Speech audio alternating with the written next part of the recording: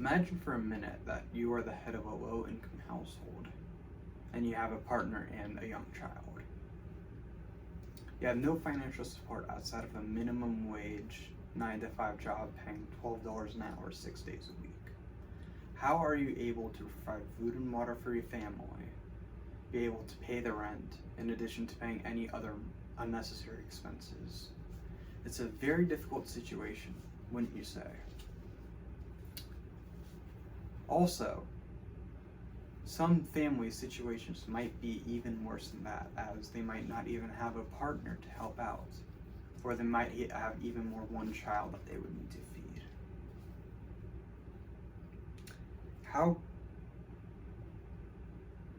Well, I have investigated this topic, and I have found articles, blogs, and websites to find information.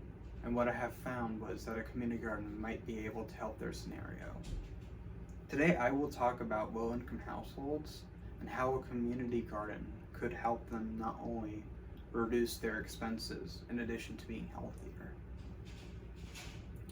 First, I'll talk about why you should help low-income families, and then I'll discuss how a community garden could help their situation. And finally, I'll be talking about how a community could set up that community garden. Low-income families struggle every day to keep themselves afloat.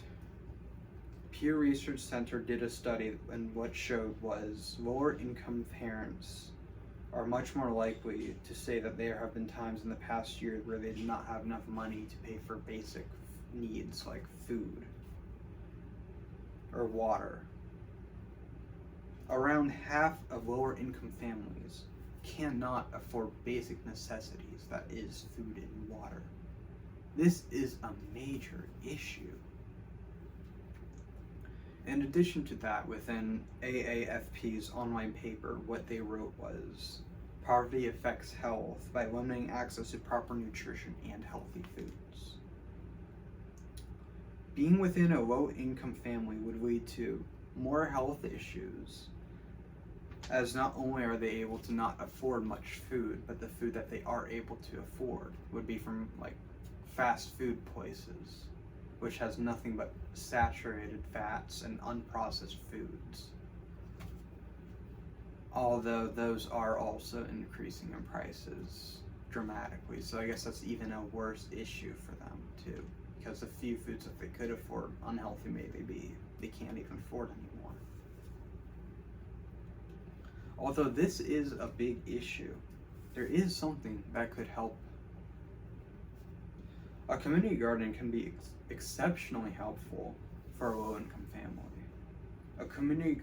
When discussing the benefits of a community garden, Greenleaf Community's website said, poor nutrition and obesity are both challenges for low-income neighborhoods.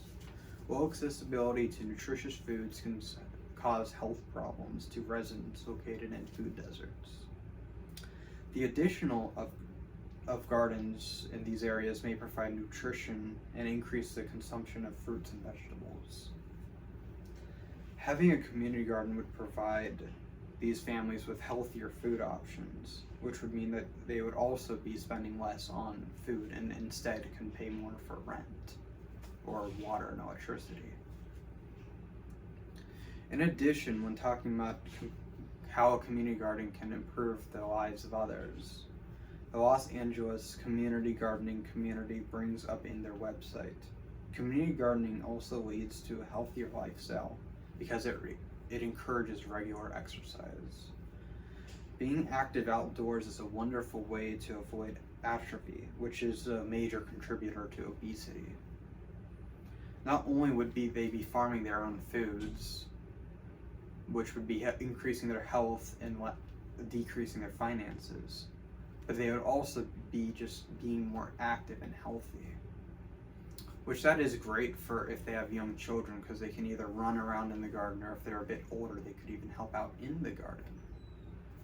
And that is great because instead of being cooped up inside, just being lazy or going outside spending money they don't have, they can just farm.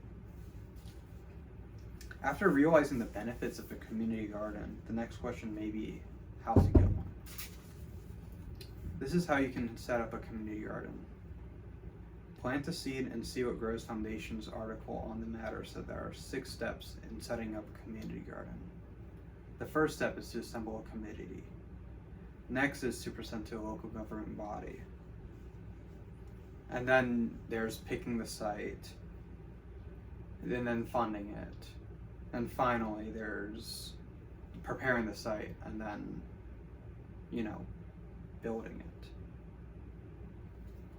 Which are the last 2 steps.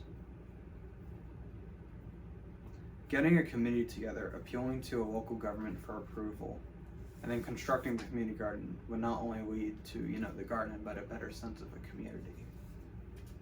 However, funding may be the biggest setback, maybe besides appealing to the local government, because that could take forever, but we can't really speed that up, so let's talk about the financing.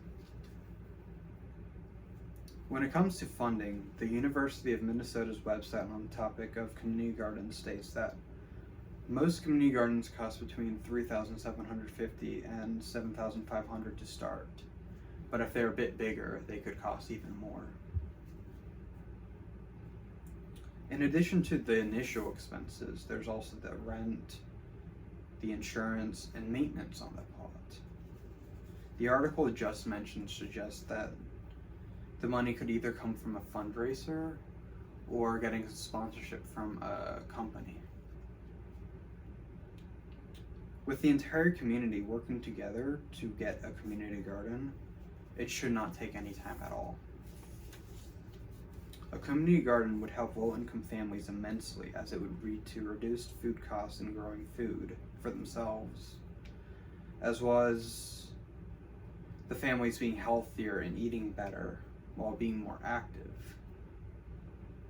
And finally, it would also bring the community together more. Knowing all that should have convinced you that a community garden would benefit every low-income household within a community.